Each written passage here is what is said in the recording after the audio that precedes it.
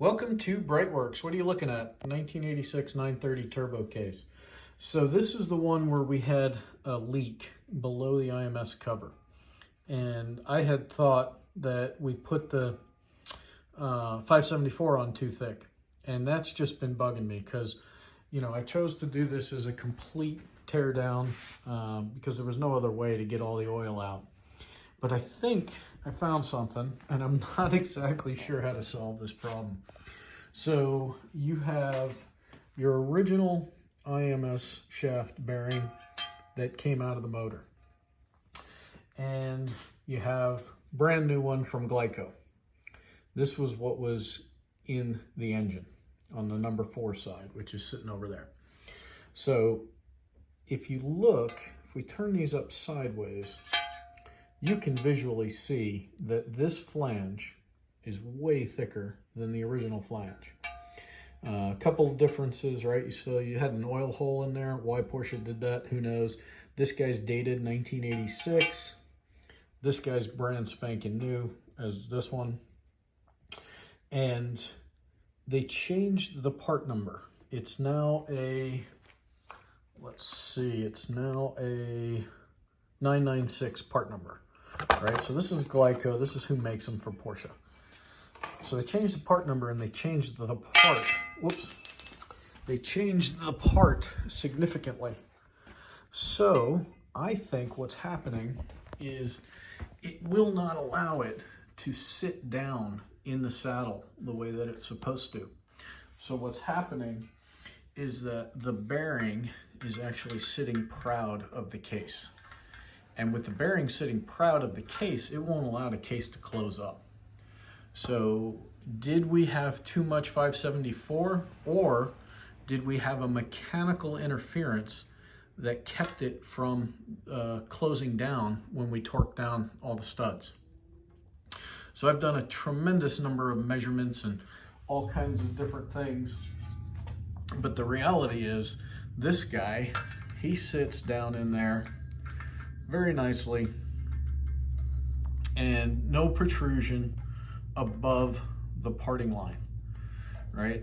But when you put this guy in there the same way, he sits proud on the side. So what we're gonna do, I already did a little bit of a Dicom test. You can see it here, where essentially installed this bearing, rolled the Dicom across it, and on this particular side, or the way that it was installed this time, you can see that there is a large gap here where the case is below. There you go, you can hear when I pull my fingernail across it, right? So on this side, it's a little bit, but nowhere near as much as on that side. So what I'm gonna do is I'm gonna clean all of this stuff off, and I'm gonna put in the two new bearings, the same ones that were in the rebuild. And I'm gonna put Dicom on one half of the case and see if it transfers to the other side of the case. Now, still have the problem, right? So I have a brand new set right here. These are the cheapest part of your engine rebuild. Actually, maybe the bearing that goes here might be a little cheaper. But boy, cheap little part potentially caused a whole boatload of problems. So I already ran one test where without the bearings, I bolted the case together and put a piece of paper in here, which is about 0.1 millimeters, and a 574 will fill to, I think, 0.4 millimeters, and the piece of paper would not move. So we had good clamping at that point. But I am wondering if with this bearing in here, if the front of the case won't close up. And boy, I'll tell you what, if that's the case, I think I may just take the original bearings, send them to Calico, have them coated.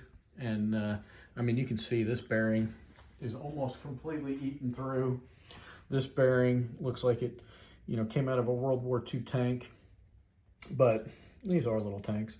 But anyway, if that's what was holding us open, boy, I'll tell you what, I'm gonna be frustrated because these are brand new parts, latest instantiation.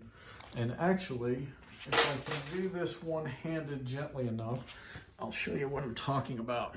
But see if this little guy will pop out easy. Yeah, there we go. So the way the case is machined, you can see that there's a face here.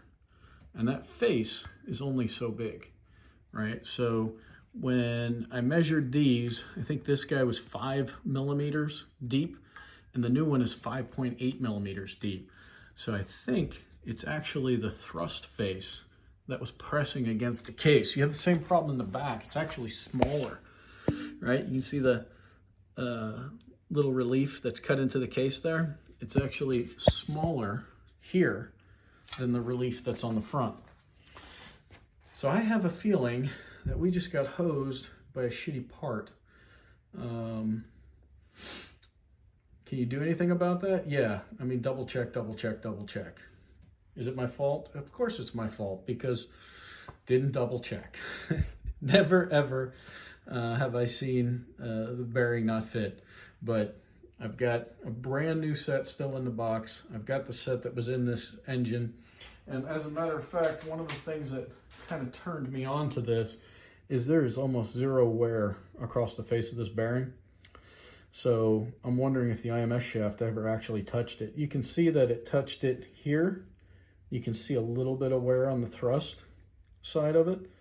Definitely not unexpected at all, but no wear there, no wear here.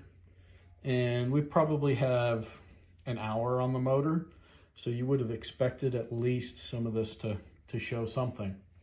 So I am wondering if the case never actually clamped down together and if this was mechanically holding the two case halves apart.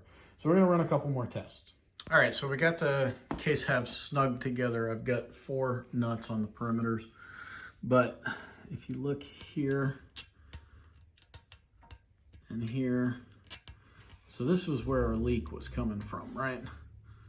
So now the question will be, I painted the bottom, the 4 through 6 side with Dykem. We'll see if it transferred over to the 1 through 3 side.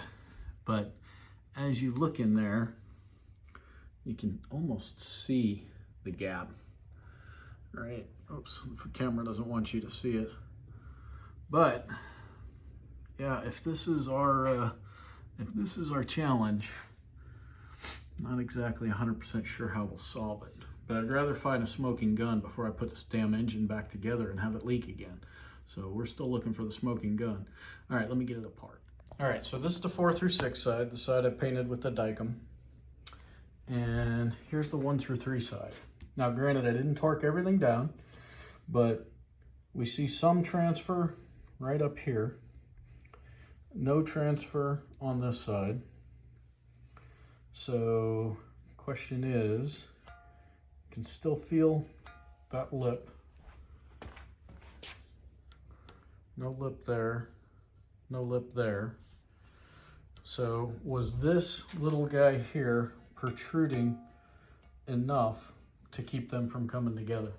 I think the answer is yes, but now I got to figure out why. So yes, brand new parts. This is the most frustrating part about working on old stuff, but I don't know if I can get you guys to see across the surface. You can see a little bit of protrusion there. Well, that's where I'm at. If any of you guys or ladies out there have encountered this issue and have already solved it, I'd love to see a comment or give me a call. I will answer the phone for that one. Have a fantastic day. Check us out at BreitWerks.com.